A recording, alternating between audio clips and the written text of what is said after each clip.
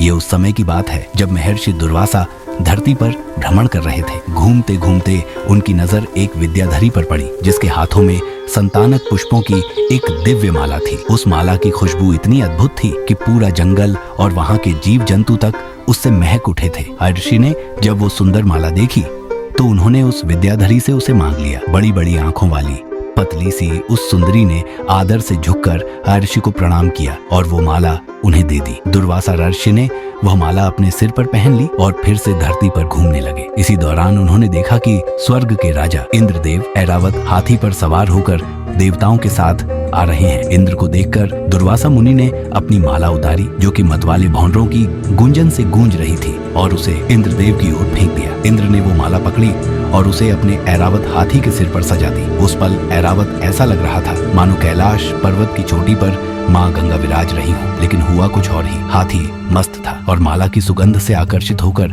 उसने उसे सूंघा और फिर जमीन पर फेंक दिया। ये देखकर महर्षि दुर्वासा का गुस्सा 7वें आसमान पर पहुंच गया। उन्होंने इंद्रदेव की ओर देखा और क्रोध से भरकर बोले, अरे ओ इंद्र, तू ऐश्वर्य के घमंड में इतना अंधा हो गया है कि तुझे कुछ दिख ही नहीं रहा। तू बड़ा ही अभिमानी निकला। मैंने तुझे जो माला दी, जो सुंदरता और शक्ति की प्रतीक थी, तूने उसका जरा भी आदर नहीं किया। न तूने कोई प्रणाम किया, न धन्यवाद कहा और ना ही प्रेम से मुस्कुराकर उसे अपने सिर पर सजाया। अरे मूर्ख, तुझे क्या लगता है ये माला तुझे ऐसे ही मिल गई? ये साधारण चीज नहीं थी, मेरी दी हुई थी। उसका तो कोई मोल ही नहीं था और तूने उसे जमीन पर फेंकवा दिया। इसलिए सुन ले, अब तेरा तीनों लोगों का वैभव खत्म हो जाएगा। तू मुझे आम ब्राह्मण समझ बैठा है, इसलिए तूने मेरा अपमान कर डाला। लेकिन अब भुगत, क्योंकि जिस माला को तूने तिरस्कार से फेंक दिया उसी के साथ तेरी तीनों लोगों की समृद्धि भी मिटी गई। ओ देवराज, तूने उस दुर्वासा का अपमान किया है जिससे पूरी सृष्टि डरती है जब उसकी जटा अग्नि की तरह लहराती है और भौहें टेढ़ी हो जाती हैं। अब तू भुगत। जब दुर्वासा मुनि का क्रोध अपने चरम पर पहुंचा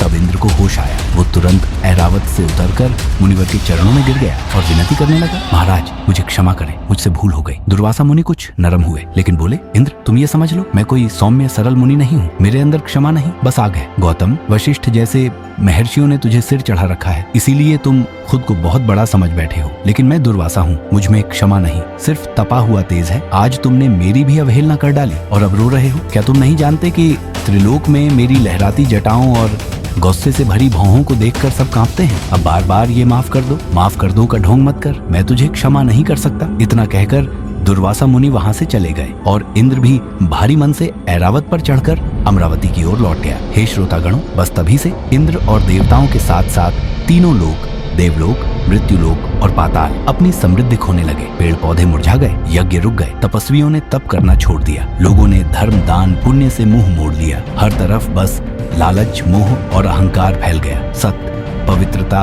और शक्ति लुप्त हो गया और जहाँ सत्य नहीं होता वहाँ लक्ष्मी भी नहीं टिकती और जहाँ लक्ष्मी नहीं वहाँ गुण भी नहीं टिकते। दुनिया तुच्छ वस्तुओं के पीछे भागती रही लेकिन आत्मा सूनी हो गई। जब किसी पुरुष के अंदर से गुण चले जाते हैं तो उसके अंदर का बल, शौर्य और आत्मविश्वास भी लुप्त हो जाता है। वो फिर कमजोर हो जाता है, इतना कि सब उसे अपमानित करने लगते हैं। और जब कोई प्रतिष्ठित व्यक्ति बार बार अपमानित होता है तो उसकी बुद्धि भी भ्रमित हो जाती है। इसी तरह जब त्रिलोक, स्वर्ग, धरती और पाताल श्रीहीन और सत्व विहीन हो गए तो दैत्य और असुरों ने हमला बोल दिया। उन्होंने देखा कि अब देवताओं में न तो शक्ति रही है और न ही तेज। और फिर क्या था, भले ही देवता निर्बल थे लेकिन लोभ में अंधे दैत्यों ने उनसे एक भीषण युद्ध छेड़ दिया। युद्ध हुआ लेकिन शक्तिहीन देवता आखिर कब तक टिकते? अंत में देवताओं को हार माननी पड़ी। अब कोई रास्ता न देख इंद्र और सारे देवता पितामह ब्रह्मा जी की शरण में पहुंच गए। सब देवताओं ने मिलकर ब्रह्मा जी को पूरा वृत्तांत सुनाया। स्वर्ग का पतन, यज्ञों का रुकना, लोगों का धर्म से दूर होना और अंत में अपनी हार। ब्रह्मा जी बोले, हे देवगणों, तुम्हारा संकट बहुत बड़ा है। अब एक ही उपाय है, जाओ भगवान विष्णु की शरण में जाओ, वही परावरेश्वर हैं। उन्हीं से सृष्टि की उत्पत्ति होती है, वही पालन करते हैं और वही संहार भी। वे सब में व्याप्त हैं, अजन्मा है, अनंत है, अजेय हैं। वे कारण भी हैं और कारणों के भी परे हैं। वो तुम्हारी रक्षा जरूर करेंगे। ब्रह्मा जी ने इतना कहा और खुद भी देवताओं के साथ क्षीर सागर के उत्तर तट की ओर चल दिए। वहां पहुंचकर ब्रह्मा जी ने देवताओं के साथ मिलकर भगवान नारायण की स्तुति शुरू की। हे प्रभु, आप सबसे सूक्ष्म हैं, सबसे भारी हैं, आप ही पृथ्वी का आधार हैं, आप सर्वेश्वर हैं, अव्यय हैं, आप ही अनंत हैं, अजन्मा हैं। सारा ब्रह्मांड आप में स्थित है, आपसे उत्पन्न हुआ है और आप ही सब में विद्यमान हैं। आप परमात्मा हैं, जिसमें कोई गुण, कोई बंधन नहीं, शुद्ध से भी परम शुद्ध। आप पर ही मुनिजन ध्यान करते हैं मोक्ष की आशा में। हे विष्णु, आप काल के प्रभाव से परे हैं। न कला, न काष्ठा, न मुहूर्त आप पर कुछ भी असर नहीं डाल सकता। हे नारायण, हम पर प्रसन्न हो जाइए। देवताओं की इस हृदय स्पर्शी स्तुति से प्रसन्न होकर भगवान विष्णु प्रकट हुए। शंख, चक्र और गदा से सुशोभित, तेजस्वी, दिव्य स्वरूप, उत्कृष्ट तेज का सागर। जब पितामह ब्रह्मा और समस्त देवताओं ने उनकी यह अनुपम मूर्ति देखी तो सभी ने अत्यंत श्रद्धा से प्रणाम किया, विनम्र होकर स्तुति करने लगे। तब मेघ जैसी गंभीर आवाज में भगवान विष्णु ने अपनी वाणी से उनके हृदय की बात जानकर उत्तर दिया। हे ब्रह्मा जी और समस्त देवताओं, कृपया पूरी सावधानी और एकाग्रता से मेरी बातों को ध्यान पूर्वक सुनिए। यह समय अत्यंत विचारशीलता और धैर्य से कार्य करने का है। मैं जो कुछ कह रहा हूँ वह आप सभी के कल्याण के लिए है। इस समय असुरों पर काल की विशेष कृपा है, उनका समय अनुकूल चल रहा है। इसलिए जब तक आपका शुभ समय नहीं आता आप उनसे शांतिपूर्वक संधि कर लें। कभी कभी बड़ा कार्य करने के लिए शत्रुओं से भी मित्रता करनी पड़ती है। यह संसार की नीति है कि कार्य सिद्धि के लिए समय के अनुसार व्यवहार करना पड़ता है। और हाँ, जब कार्य सिद्ध हो जाए तब सांप और चूहे की नीति अपनाई जा सकती है, अर्थात जैसे जरूरत हो वैसा व्यवहार हो सकता है। अब देर करना उचित नहीं। आप लोग शीघ्रता से अमृत प्राप्त करने का प्रयास कीजिए, क्योंकि अमृत वह दिव्य वस्तु है जिसे पी लेने से मृत्यु का भय समाप्त हो जाता है। इसके लिए सबसे पहले आप लोग क्षीर सागर में सभी प्रकार की घास, लताएं, तिनके और औषधियां डाल दीजिए। फिर मंदराचल पर्वत को मथानी के रूप में और वासुकी नाग को रस्सी बनाकर मेरी सहायता से समुद्र का मंथन प्रारंभ कीजिए। हे देवताओं, आप सब निश्चिंत रहे। दैत्य बहुत परिश्रम करेंगे परंतु फल आप सभी को मिलेगा। यदि असुर कुछ भी मांगे तो आप उन्हें शांत भाव से वह सब दे दीजिए। विवाद से कुछ नहीं होता, शांति से सभी कार्य पूर्ण होते हैं। मंथन करते समय सबसे पहले समुद्र से कालकूट विष निकलेगा, उससे भयभीत मत होना। और ध्यान रखिए, किसी भी वस्तु के प्रति लालच मत करना। वास्तव में तो किसी भी चीज की इच्छा नहीं करनी चाहिए, लेकिन यदि कोई इच्छा हो और वह पूर्ण न हो तब भी क्रोध करने से बचना चाहिए। इस प्रकार भगवान श्री हरि ने देवताओं को उचित मार्गदर्शन दिया और फिर वहां से अंतर्धान हो गए। वे सर्वशक्तिमान, सर्वस्वतंत्र और लीला विलासी हैं। उनकी योजनाओं और लीलाओं का रहस्य कौन जान सकता है। भगवान के वहां से अंतर्धान होते ही ब्रह्मा जी और अन्य देवता एकमत होकर दैत्यराज बलि के पास पहुंचे। जब असुरों के सेनापतियों ने देखा कि देवता बिना अस्त्र शस्त्र के शांत भाव से आ रहे हैं तो उनके हृदय में शंका और क्रोध उत्पन्न हुआ। कुछ सेनापति तो उन्हें बंदी बनाने की बात करने लगे, किंतु दैत्यराज बलि अत्यंत विवेकी और नीति निपुण थे। वे अवसर की पहचान करने वाले और शांति के महत्व को समझने वाले थे। उन्होंने तत्काल अपने सेनापतियों को ऐसा करने से रोक दिया। इसके पश्चात समस्त देवता राजा बलि के समक्ष पहुंचे। बलि महाराज ने तीनों लोकों को विजय कर लिया था और वे अत्यंत वैभव से युक्त सिंहासन पर विराजमान थे। चारों ओर असुर सेनापति उनकी सेवा में उपस्थित थे। इंद्र जी ने बड़े आदर और सौम्यता से अपनी बात राजा बलि के समक्ष रखी। उन्होंने वही बातें कही जो स्वयं भगवान श्री हरि ने उन्हें समझाई थी। धैर्य, संदेह और लाभ की नीति। दैत्यराज बलि को इंद्र की बातें बहुत ही सारगर्भित और युक्त लगी। उन्होंने तुरंत उनकी बातों को स्वीकार कर लिया। वहां उपस्थित असुरों के प्रमुख शंबर, अरिष्टनेमी और त्रिपुरवासी अन्य असुरों को भी यह प्रस्ताव बहुत भाया। सभी को ध्यात था कि एकता में ही सामर्थ्य है। इस प्रकार देवताओं और असुरों के बीच संधि हुई।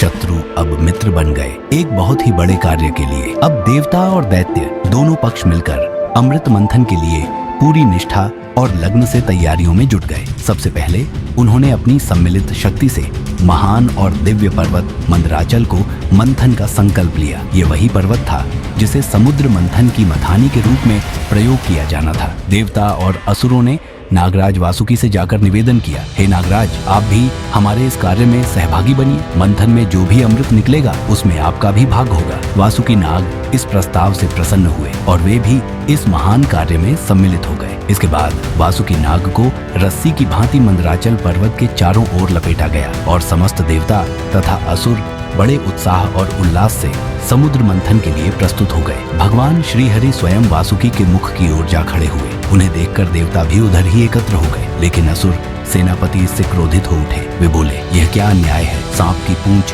अशुभ मानी जाती है। हम वेद शास्त्र के ज्ञाता हैं, उच्च वंश के हैं, वीरता के प्रतिमान हैं। हम किसी से कम नहीं हैं, फिर हमें क्यों पूंछ पकड़ने को कहा जा रहा है। और फिर वे असुरों ने वहां से हटकर मौन साध लिया। भगवान श्री हरि मुस्कुराए। उनकी मुस्कान में प्रेम भी था और लीला का संकेत भी। उन्होंने बिना कोई वाद विवाद किए वासुकी का मुख छोड़ दिया और देवताओं के साथ मिलकर पूंछ पकड़ ली। अब दोनों पक्ष अपने अपने स्थान पर आ डटे।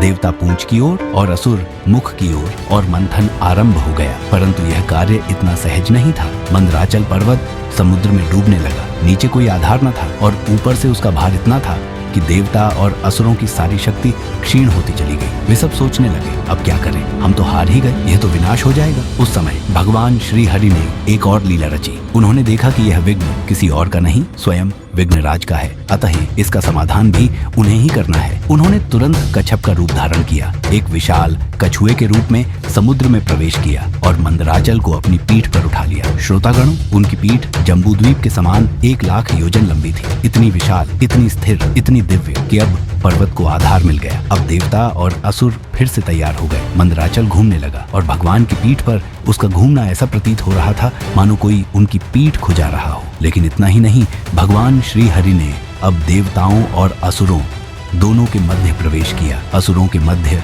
वे असुर रूप में, देवताओं के मध्य देव रूप में और वासुकी नाग में निद्रा के रूप में प्रविष्ट हो गए। उन्हीं की कृपा से सब में शक्ति और उत्साह का संचार हुआ। पर्वत के ऊपर भी वे स्वयं सहस्रबाहु रूप में स्थित हो गए, अपने असंख्य भुजाओं से पर्वत को स्थिर करते हुए। उसी समय ब्रह्मा जी, शंकर जी, इंद्र और अन्य देवगण आकाश से उनकी स्तुति करने लगे। उनके ऊपर आकाश से पुष्पों की वर्षा होने लगी। पूरा ब्रह्मांड उस दिव्य क्षण का साक्षी बन गया। समुद्र मंथन की प्रक्रिया जैसे जैसे आगे बढ़ने लगी, वैसे वैसे उसमें अनेक अद्भुत और विस्मयकारी चीजें प्रकट होने लगी। समुद्र मंथन से पहले अमृत का कोई संकेत नहीं था, परंतु जैसे ही मंथन के परिणाम स्वरूप और भी दिव्य पदार्थ उभरने लगे, वैसे ही कालकूट विष भी बाहर आया। यह विष इतना प्रचंड था कि उसकी महाकालात्मक गंध से पूरा आकाश आक्रांत हो गया। समुद्र का जल भी जैसे उस विष के प्रभाव से उबालने लगा। सभी देवता और असुर इस विष को देखकर भयभीत हो उठे। वे एक दूसरे से पूछने लगे, यह क्या है, इस विष को कैसे नष्ट किया जाए? देवता और असुर दोनों इस विष के भय से कांप रहे थे, क्योंकि वह विष न केवल जीवन के लिए खतरे का कारण था, बल्कि यह ब्रह्मांड के संहार का कारण भी बन सकता था।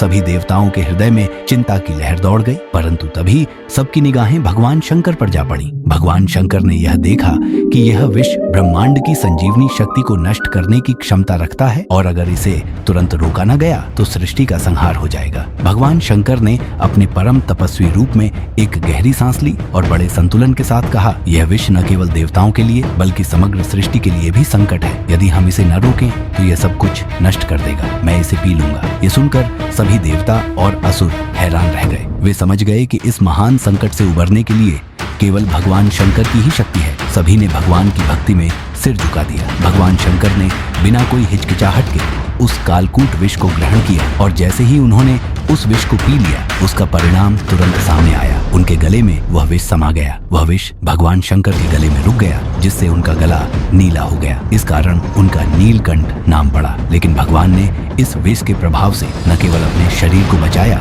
बल्कि उन्होंने सृष्टि की सुरक्षा भी की। वह विष जैसे ही भगवान के शरीर में समा गया, सब देवता और असुर उन्हें निहारते हुए उनकी महानता को प्रणाम करने लगे। हे भगवान शंकर, आप सच्चे रक्षक हैं। आप ही हमें जीवन देते हैं और आप ही हमारे संकटों को हरते हैं। ये नारे आकाश में गूंजने लगे। भगवान शंकर ने उस विष को पीने के बाद भी न केवल अपने शरीर को सुरक्षित रखा, बल्कि उन्होंने अपने दिव्य गुण से सृष्टि को संकटों से बचाया। इसके बाद समुद्र मंथन से अमृत प्राप्त हुआ। जैसे ही अमृत समुद्र मंथन से उभरकर ऊपर आया, सभी देवता और असुर उसकी ओर बढ़ने लगे। लेकिन अमृत के वितरण के समय एक बड़ी घटना घटी। देवताओं और असुरों के मध्य अमृत को लेकर संघर्ष हुआ। असुरों ने अमृत को देवताओं से पहले प्राप्त करने के लिए अपनी सारी शक्ति लगा दी। तब भगवान श्री हरि ने अपना रूप प्रकट किया। वे मोहिनी रूप में प्रकट हुए ताकि अमृत को सही प्रकार से बांटा जा सके। भगवान की मोहिनी रूप में उपस्थिति ने सभी को मंत्रमुग्ध कर दिया। वे अत्यंत सुंदर, आकर्षक और अपूर्व रूप में दिख रहे थे। उनकी सुंदरता और आभा ने सभी के हृदयों में मोह पैदा कर दिया। भगवान मोहिनी ने अमृत का वितरण बड़े कुशलता से किया और असुरों को उनके लालच से दूर कर दिया। उन्होंने देवताओं को अमृत दिया, और असुरों को कुछ भी नहीं मिलने दिया। असुरों ने इस पर विरोध किया, लेकिन भगवान मोहिनी ने उनका सब्र और संयम बनाए रखा। इस प्रकार भगवान श्री हरि ने देवताओं की रक्षा की और असुरों को उनके अपने कर्मों का फल भोगने के लिए छोड़ दिया। आखिरकार समुद्र मंथन की सफलता ने हमें यह भी सिखाया कि अगर हम सब मिलकर एकता और परस्पर सम्मान से काम करें तो हमें जीवन में कोई भी बाधा पार नहीं कर सकती। भारत में एकमात्र ऐसा मंदिर है जो भगवान विष्णु के कच्छप अवतार यानी कूर्म अवतार को समर्पित है। जी हाँ, ये है श्री कूर्मनाथ मंदिर, जो आंध्र प्रदेश के श्रीकाकुलम जिले के श्री कूर्मम नामक गांव में स्थित है। ये कोई साधारण मंदिर नहीं है। कहा जाता है कि यह मंदिर हजारों साल पुराना है और इसकी स्थापना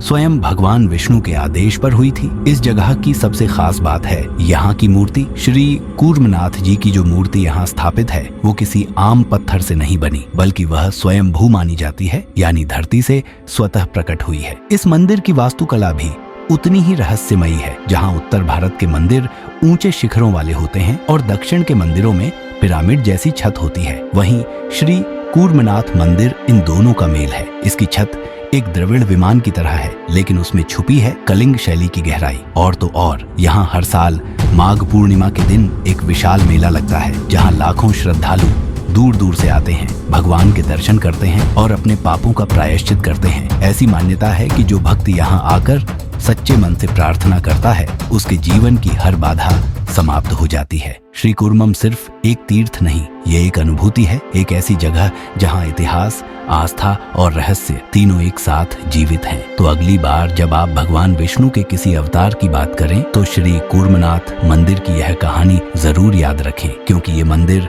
सिर्फ एक संरचना नहीं, ये भगवान की मौजूदगी का जीवंत प्रमाण है।